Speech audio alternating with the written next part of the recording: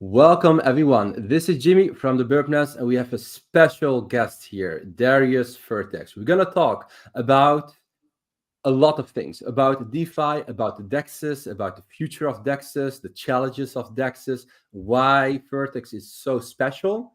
But first, here's a few seconds of our sponsors of our Congress. Trade limitless on HMX, the next-gen decentralized perpetual exchange. Trade crypto, FX, commodities with up to 1000x leverage on the Arbitrum network.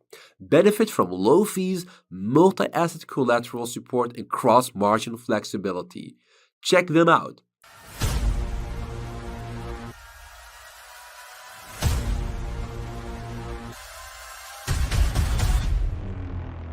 From meme to utility, Floki has it all. NFT metaverse game called Valhalla. Floki University, DeFi, charity, and shopping. Floki is governed by the people, for the people. Floki, together, there is no stopping us. Big welcome, everyone. People in the chat, please let me know where you're from. And today I would like to introduce you to Darius from Vertex. Darius, feel free to give a brief introduction about yourself. Hey, Jimmy. Thanks for having me, man. I'm Darius. I'm one of the co-founders at Vertex. My background's in trading, so I've been trading the last 20 years in TradFi, options, hedge funds, banks, and then the last few years been full-time on crypto. And then the last 2 years been building Vertex with my co-founder and the rest of the team. Amazing. I think a lot of people, they heard about Vertex, especially after what happened with FTX. DEXs are getting more popular and popular for a very good reason. I myself, I'm a big believer in DEXs general. But I know for a fact that Vertex is a little bit different from many other DEXs in a very positive way. Could you explain that a little bit, Darius, for the audience? Yeah, so the main thing with Vertex is really we're focused on being extremely high performance. So we're very fast and we're very low fees. So even though we live on Arbitrum, which is relatively cheap, it's not the cheapest L2, we're the super low fees, no gas. You come on, you trade, you can do good volume and a bunch of different pairs, and it's all run off an order book. So TLDR, if you're not using DEXs right now because you don't like the UX, you don't like the experience of it, Vertex should be the nice on-ramp for you because the experience is a lot like trading on a centralized exchange. The main difference is you still have self-custody, so you know that your assets are safe, they belong to you, and you control them, which obviously, given FTX and the other events we saw last year, is kind of reassuring for people. Yeah, that's actually a good one. What you're actually saying is it's a DEX, but it feels like a SEX, a centralized exchange. That makes the difference. I've been using a few DEXs. Sometimes they are kind of buggy, too slow, or the user interface is just not aligned or tailored to people's needs. So what else is unique about Vertex? I know you guys have been working really hard on your LBA. Yeah. So I think your point about UX is really well made. Like right now, a lot of DEXs are just not that usable. They put users off, So we spent a lot of time building all these different features. So when people come, they have a great experience. It feels easy. And as part of that, we're not a big fan of the whole airdrop meta, right? Where people come, they interact with something, and maybe they click a few buttons, they don't really use the product, and then they get an airdrop. I think for us, we saw our launch as an opportunity to build community. So the last 6 months, we launched our product in April, and we've done loads of building since then. But for those early adopters that came on when we were still young, helped us build the product, we had a very clear token reward program. So anyone trading could see what they were earning in Vertex, how they'd get rewarded at the end of the 6 months. And now the process we're using for launching, I'll show you here. It'll be a lot easier if I show rather than tell. We are running what we call an LBA. So it's a liquidity bootstrapping auction, right? Yeah. And essentially, people can supply Vertex tokens and USDC. And according to how much they put in the pool, a price is sort of matched. Yeah. That contribution period lasts for 5 days. So we're just entering the third day here. You could see we've had 3 days. We've had 5 million USDC put in, which is a lot. We'd expect the token number to go up in the next couple of days. Usually with these things, it's very active in days 4 and 5. And that will determine a price. So you can see there's a price and an FDV, and that'll kind of tell you what the value of the project is when we launch next week on Tuesday. So go on. Yeah, just curious. As you talk, I see a lot of beautiful things here on this screen. So within a few days, you guys have generated a total value locked of 10.5 million. Yeah, so obviously it's 5.23 on the USDC side, and the rest is supplied in Vertex. Yeah, like for those who are like a little bit unfamiliar with LBA, could you like give a brief introduction what it actually is and how it is different from what others are doing? Yeah, so users that have been trading are the ones who have this Vertex to supply. And some of them, for good reasons, will want to sell at this point. Maybe they've accrued a lot, or they want to hedge themselves a bit, or whatever, which is fine. We don't want to be involved in the price setting process. We want community to do that. Yeah. So community can come, they put Vertex in here. Now, other people that haven't been trading on Vertex, but they want some, or maybe people that have been trading and they want some more, whatever, they can supply dollars here. And what happens at the end of these 5 days, basically people can't withdraw dollars and they can't withdraw tokens. And then slowly the amount of dollars you can withdraw over day 6 and 7 reduces. You can withdraw 50% on day 6 and declining on day 7. And at the end of day 7, depending on how many dollars are in and how much Vertex is in, a price is set. And those tokens lock for 4 months, and they become the AMM liquidity for Vertex when it launches. So what it means is there's like liquidity at the start at a price that the community has set, and that helps bootstrap the liquidity, hence like liquidity bootstrapping auction. That helps bootstrap liquidity for the first 4 months of the token's life. In the meantime, we'll be launching on a range of exchanges next week as well, and over the next couple of months. So it just helps get all the process started.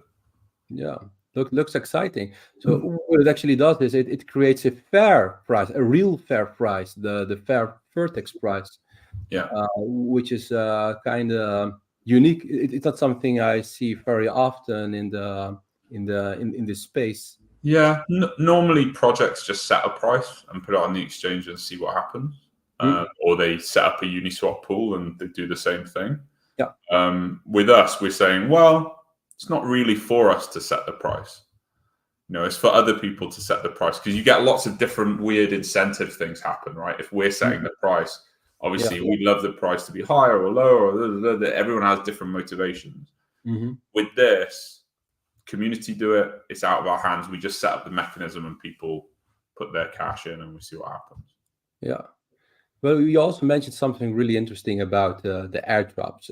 The airdrops, of course, they have their pros and their cons. But what would you like to tell the audience about when it comes to airdrop? What is it to be aware of? I mean, for us? Yeah, maybe like a little bit in general and for you. Yeah, so I think in general, airdrops are used as a kind of a marketing tool for projects, right? So they'll pick users that they think might want to use it. Projects drop the token to those people, and then that generates interest and people feel excited. And so oftentimes people speculate on what they need to do to get that airdrop. So maybe they'll use a project even though they don't really want to, or blah, blah, blah. We just said, okay, we're not going to do any of that. Rather than having a very broad set of people that don't love the product, what we'll say is, come and use the product. If you keep using the product, you are like a real deep user of Vertex, we'll give you more tokens. And this is what we'll do, and this is how we'll reward you. And you could see it ticking up when you traded. You see how many Vertex tokens you're earning. And so that number now gives people a sense of, where am I in the community? How much do I hold? What have I done?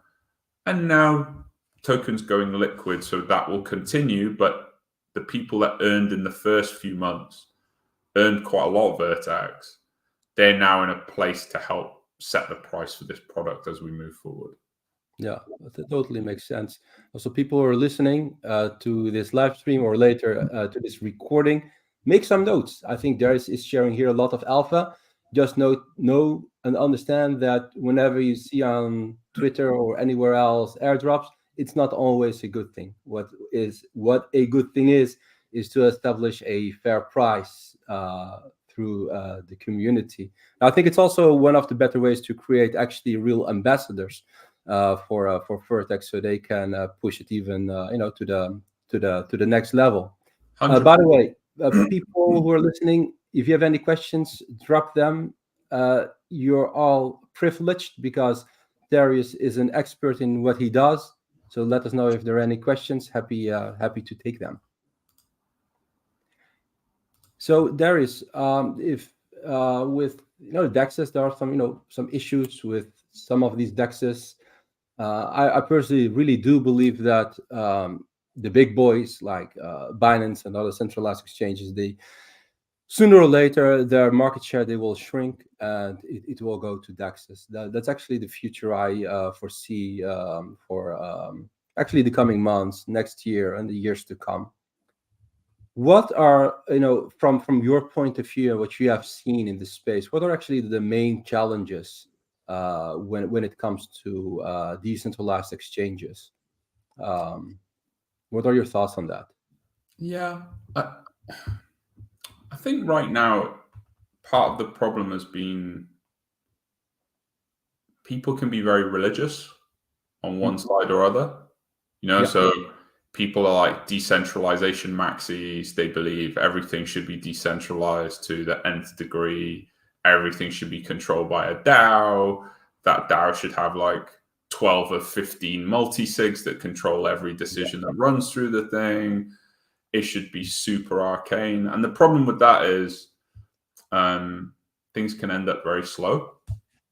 Moving can be slow. Building things can be slow. Then on the other side, you've got a kind of history of centralized exchanges who've not really...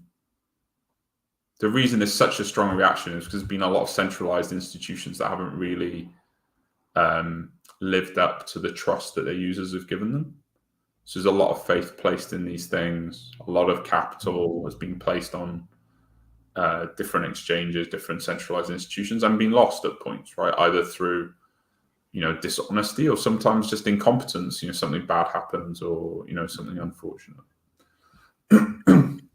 I think, to my mind, I don't think of myself as a maxi. I try and think about, or if I'm a maxi, I'm like an experienced maxi. I want customers to have the best experience. Users to come in and say, okay, this is great. I like doing this. I like using this.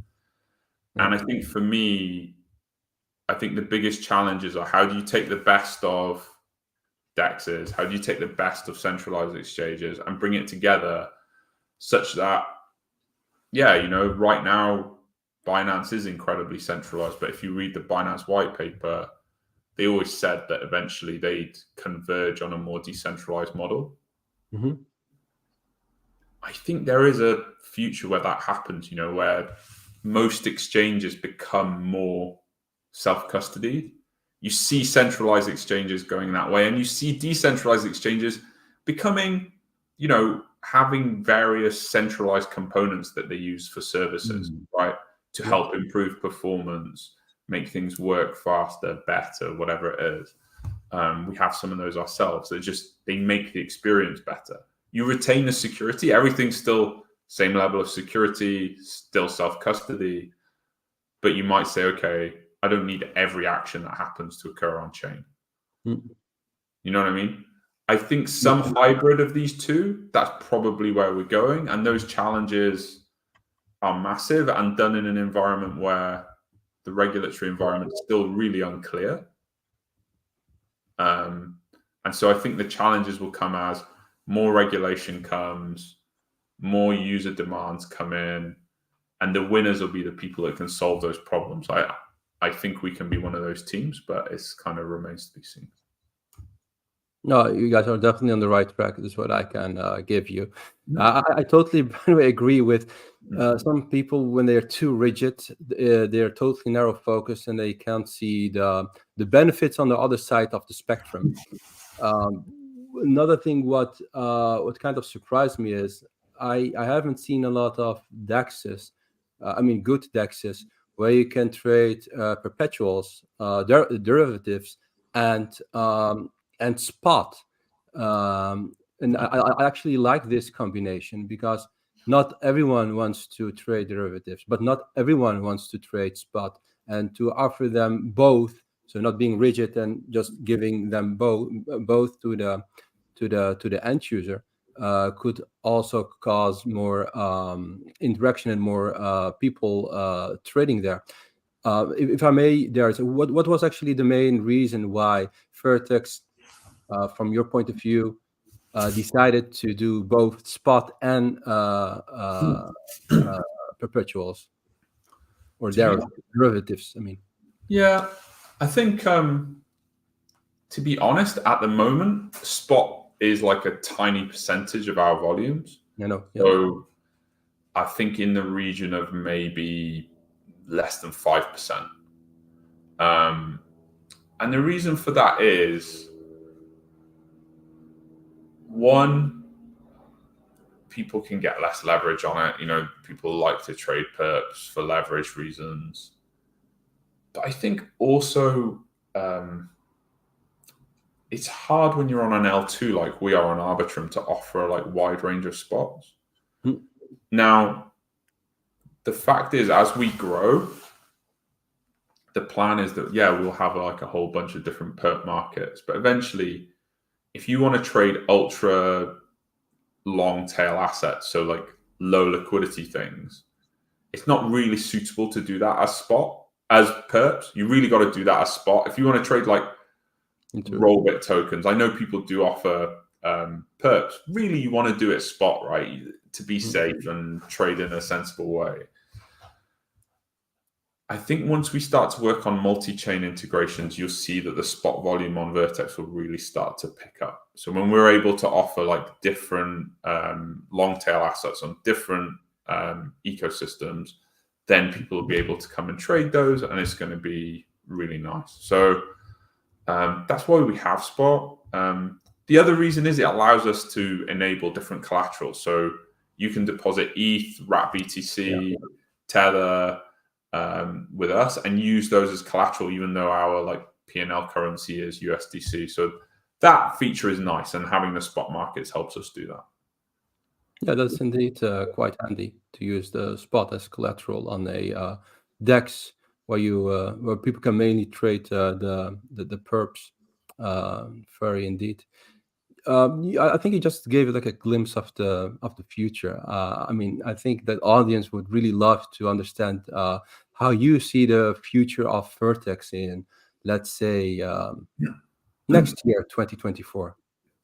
Yeah. So I think right now the product we have is probably what I would call Vertex V1. So it's you can come deposit a few different kinds of collateral, trade spot, trade perps. There's lots of nice features. It's fast. It looks good. It's really more suited for kind of pro traders, prosumer type people. I think retail people that use it will get used to it and like it, but it's more aimed at those kind of people. I think in 2024, we'll try to do a couple of things. One is we'll probably work on our front end in offering a much more simplified pared down product for people that makes it easier for people that may be less familiar with trading. It's just kind of an easy way to bring them in and start them trading on things. Ultimately, we'd love to get that to be that we have a mobile app I don't know how realistic that is, but that would be like the grand goal on the front end. And then on the back end, without going into all the details, I think we would change some things so that instead of being able to list, maybe up to 50 different markets, that we would build the infra so we could list up to 1,000 different markets and do all sorts of different underlyings, different kinds of risks so people can use isolated margin really fluently. I think where that would put us is in a place to really compete with centralized exchanges. So the aim is to go from being a DEX competing with other DEXs to being an exchange that competes with other exchanges. Because if we want to go to like not $1 billion a day of volume, but $10 billion a day of volume, that's what we're going to have to do to make that happen. Sounds like an ambitious plan. I'm sure you guys have all the talent and competencies. I've seen already a lot. It doesn't sound like a really difficult thing to accomplish. Talking about like how easy it is to onboarding.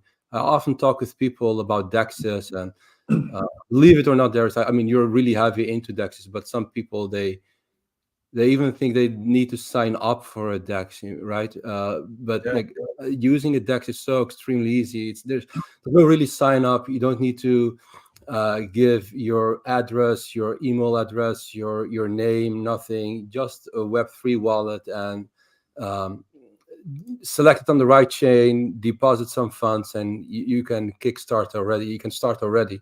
That's actually how easy a DEX is, and it's also really easy to switch from one DEX to the other DEX. So I do believe that the onboarding is really, and actually on all DEX, especially on Vertex, it's super easy. By the way, guys, you see here the website, vertexprotocol.com. Go and visit them and see for yourself the interface. It's a DEX. You're not going to know that it is a DEX. This feels really like a centralized exchange. Play with it, I would say, and convince yourself. Yeah, for sure. I think the biggest problem, to be honest, in the DEX space is probably wallet UX. Like using a wallet and setting up your own wallet is really hard for a lot of people, or they feel it is. Yeah. I don't think it's the exchanges themselves that's the problem. So like when we talk to users, the first time you have to set up a MetaMask or a Rabby wallet or whatever, and some of these are not that hard, it is very overwhelming for people. Suddenly you got to write down 12 words somewhere, but you get told not to keep it on your computer. But how do you store it? Then you got it on paper. Then don't lose this bit of paper. What should I do then? If you lose the paper, you lose all the money, and then someone can hack you. And then suddenly they say, "Oh, this is too much. I just want to log in with my email and my password." And I think, like, going back to what I was saying about 2024 and product,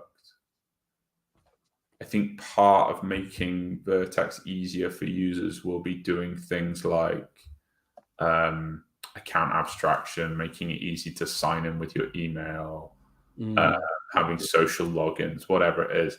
Just ways of making that whole experience easy for people. On-ramping, off-ramping is another one. How hard is it to get money from your bank account to your wallet? It's pretty clunky and costs a lot. So any ways that we can get to make that better, make that more seamless. My dream is that someone comes and uses Vertex and they don't even realize in the background that they have a non-custodial wallet. That's actually the way. That's actually the way. And maybe also in a broader context, is people are going to use Web3 without knowing they're actually using Web3. And the same also with DEXs, using a DEX without really knowing that you're actually, fully decentralized, because the user interface and everything is just the same, as convenient as always, and you can just use it right away.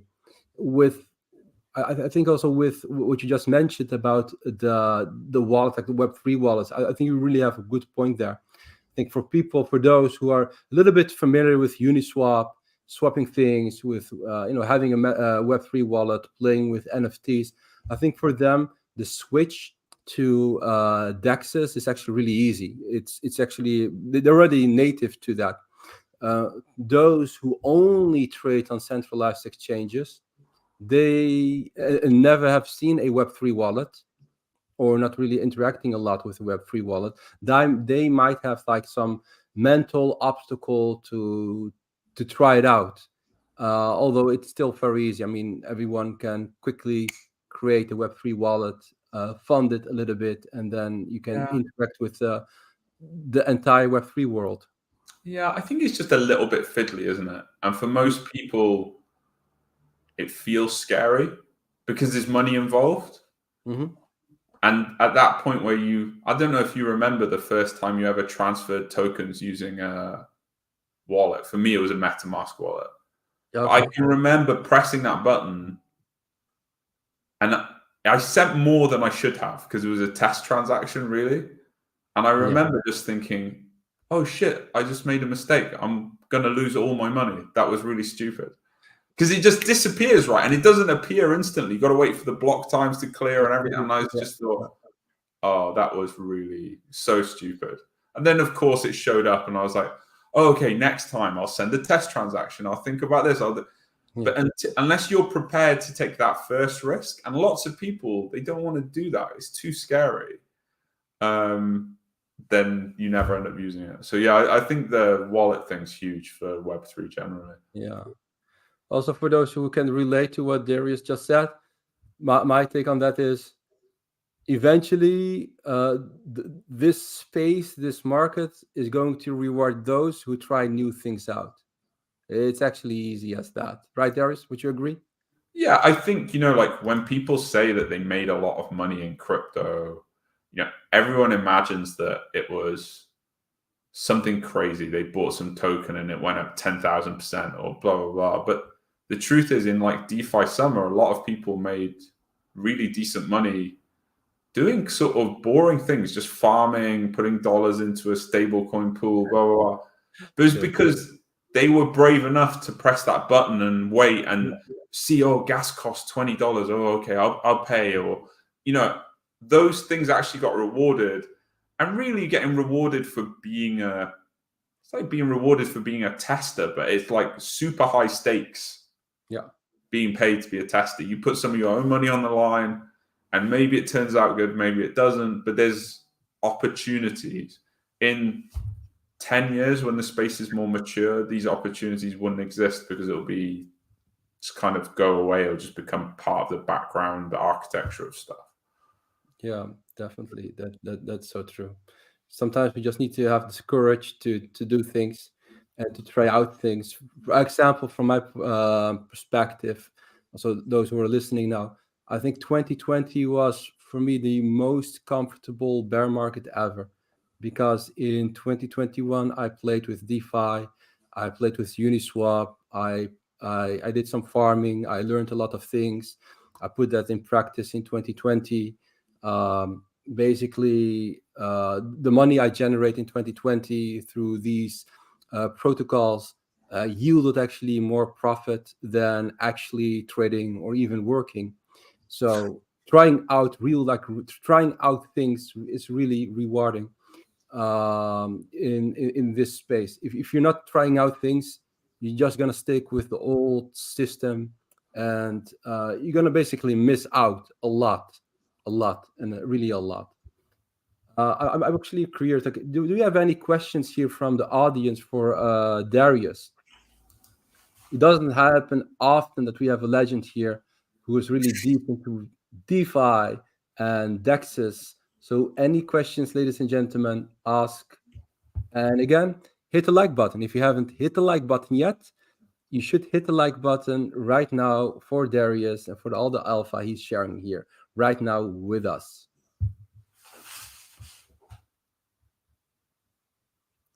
So maybe this is a kind of a tricky question, and I'm gonna apologize myself for this question, but or maybe not.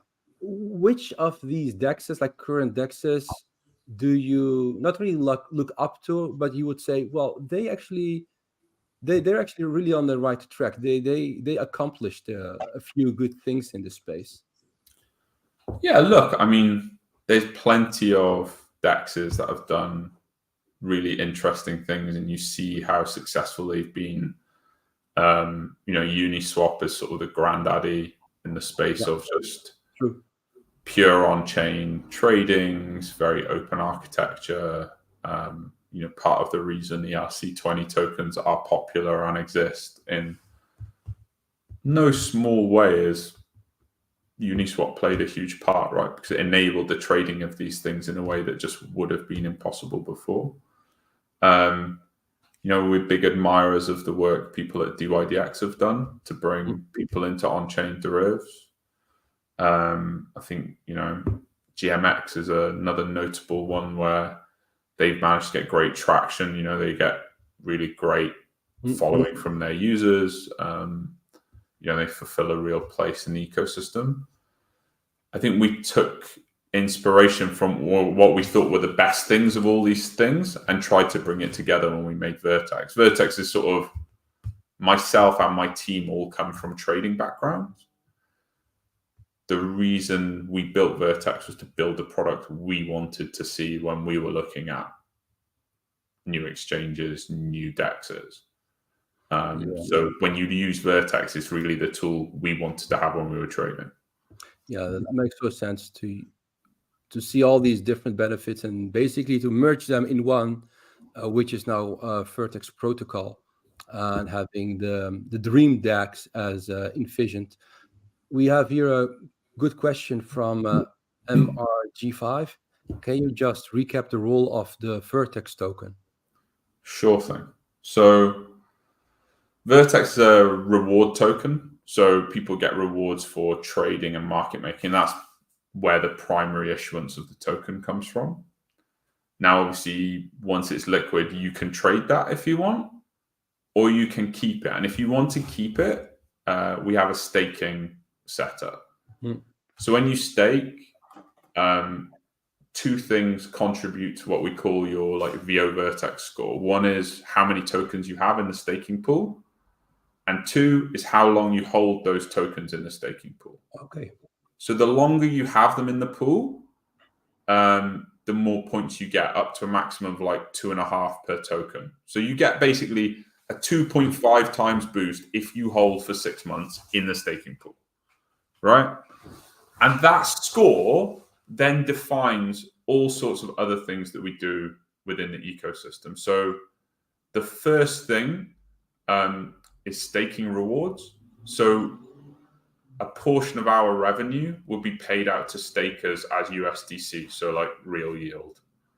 But then we'll also use it as a way of boosting pools, gating access to certain functions within the ecosystem, boosting our insurance pool.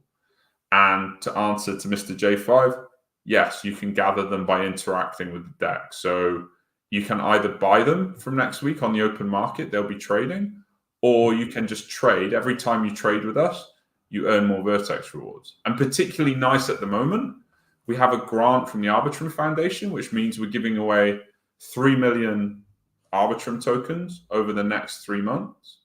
And those are for trading and putting up liquidity. So it's my exchange, so I always think it's great that people will come and trade on it. But I think it's never been a better time to come and try us out, basically. There's a lot of rewards to be earned, and people seem to stay for the experience. They like it. Again, people, we're talking about 3 million Arbitrum. 3 million. Distributed, what did you say, Jairus? 3 months, right? Yeah, so for 3 months we'll have this going on, but it distributes every week. So if you trade this week, you'll be able to collect next week some amount of Arbitrum tokens for your trading. So it's a pretty good deal. Yeah, I'm myself. I'm a big fan of the Arbitrum ecosystem, and I really like how Arbitrum has granted some ARB tokens to high, very promising, high quality project like Vertex. So also congrats, Darius, for. I think it's also another milestone and an achievement to get this grant from Arbitrum. Yeah, the grant process was really tough. I think there were winners and losers. we were lucky. You know, we had a lot of backing from the community. Delegates seemed to like what we were proposing. I know plenty of good projects that didn't get an allocation. So I believe they've just put through another vote to help people that got to quorum. So I think that's been a good outcome, and lots of projects would benefit from this whole thing. So hopefully it just grows the ecosystem as a whole. So I'm excited to see. And, you know, it helped us partner with a lot of new people as well. So we're looking forward to making some announcements in the next few months around partnerships we've got upcoming. Wow, partnerships. Guys, make notice. Partnerships, Vertex Protocol, soon. By the way, Darius, I don't think it's just luck, to be honest. If so many people applied for it and and some of them, they got rejected, I wouldn't subscribe this just to luck. I think it's just a good team, a good protocol, and a good following, but like loyal followers vouching and supporting you guys. Maybe a little bit luck, but I don't think it's just, you know, entirely based on luck. Look, you know, I appreciate that. It's definitely been a bit of a journey, and that process was like a real team effort. But for sure, maybe lucky for us is the wrong word, but you know, other people definitely got unlucky, and sort of. I always like to, you know, it doesn't pay to be too cocky about these things. Like, definitely, there were good teams that put up good proposals and they weren't able to get them through. And they had enough votes. They just didn't have the top amount of votes, you know, because in the end it became PvP, and that was not good, really. You know, like, that was bad for everyone. Well, anyways, Vertex Protocol deserved it, and good you guys. You got that ARP grant. I'll take the compliment. Yeah, just accept the compliment. Every compliment I throw to you or anyone else, just embrace it. Yeah, exactly. A few questions with DEX. I do see DEX is growing, as you know, stated before. It's really my foundational belief that the future is thus DEX. Period. But now from we tackled this already from a user interface point of view, but what other challenges, and also some people are not really native to Web3 wallets.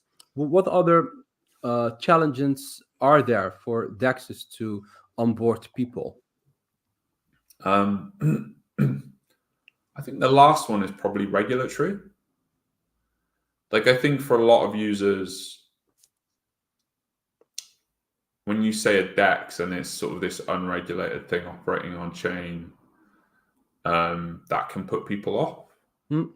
Good point. I think at the moment it's tough for people operating DEXs because it's unclear what the regulatory landscape is or what the take on things is. So I think uncertainty in that sense is very difficult. And I have a lot of, maybe wrongly, but I have a lot of optimism that these things will get clarified in the next couple of years. And that challenge will probably be an opportunity. The teams that can deal with that the best will be the ones who will thrive, and the ones who can't are the ones that will die. So I think this whole space is evolving. And I think part of that evolution will be like a mature approach to regulation and engagement with regulators when the time comes. Yeah, it makes sense. It makes totally sense with the regulations. I think that a team who is prepared for that, also legally, and also from compliance point of view, they definitely gonna have how do you call that, benefits. An advantage compared to those who don't have that. Yeah, I think so too. Let me check also the other questions, ladies and gentlemen. I know you guys are there. Any questions here for Darius? This is your day. Let's spoil Darius with a lot of questions. Or spoil my day with questions. Either way, I'm ready. So when it comes to just basic stuff, there's like when it comes to transacting with the DEX, which Web3 wallet would you advise? Would you recommend? To be honest, I often use MetaMask myself, but I hear a lot of great things about Rabi Wallet and Tally. I don't know if you've ever heard of those two, but I've heard those are both great wallets. Members of my team use them, I know. I think, going back to the point you made before, it's really about just going and like playing with things. True. You'll find some stuff you like, you'll find some stuff you don't. Just play. And that process of play will get you to a good place, I think. You'll get through to a thing you like and you enjoy playing with, and that'll make it all work better. Yeah. For those who are listening and making notes, I would even add on top of that, if you're going to play, just do it on maybe Arbitrum network or Base or Binance chain, because it's cheaper to interact than with Ethereum, but definitely worthwhile to play. If you don't play, you miss out. It's easy as that. For sure. Yeah, I think we covered most of the questions, Darius. Is there something else you would like to highlight? Maybe a glimpse of the future, a glimpse of potential partnerships, or something else that's going on right now with the Vertex Protocol? I know you guys are very, very busy with your LBA. Yeah, so the LBA is ongoing, so that's super busy. That will finish next Monday. Then token will be liquid and available to claim on Tuesday. So then it will go on exchanges, be tradable, things will start to happen there. And then we've got this ARB rewards ongoing for the next 3 months. And then I think in terms of like little snippets of alpha, I'm really excited. We've got a couple of integrations coming with other protocols in the next month or two. I can't quite say who they are, but I know that they will be incentivizing trading with their own token.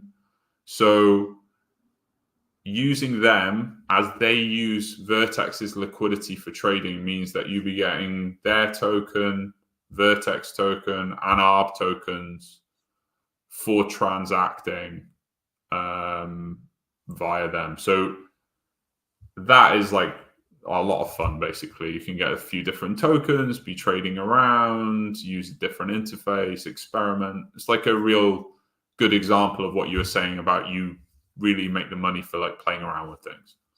Well, that's I think this falls under the category definition.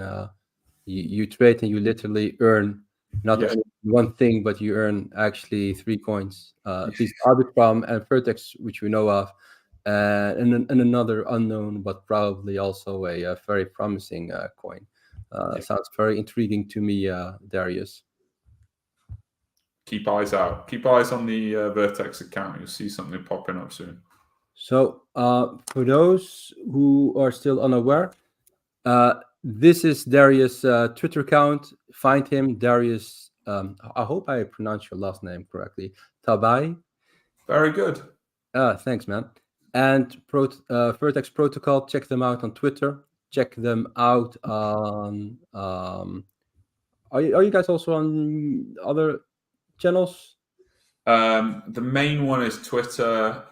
We have a Telegram announcements channel, and then we've got Discord. But for now, Twitter's the big one. Guys, go for the big one. Go for Twitter. Go for Twitter. So again, people, ladies and gentlemen, give Darius a big applause. Please give this video a big like, comment, and if there are any questions, ladies and gentlemen, you guys know where to find me. Darius, do you have any last words you want to share with the audience? No, I think the big one is experiment, right? That was our big message. So come and experiment on Vertex, experiment on Arbitrum, play with a non-custodial wallet, see if you like it. Well, people are not gonna, see, and the people gonna see and gonna like it for sure. So perfect. Well, thanks very much, Darius. audience, thank you for tuning in. And we're gonna host another live stream within 10 or 15 minutes from now. Bye-bye, guys. Cheers, bye.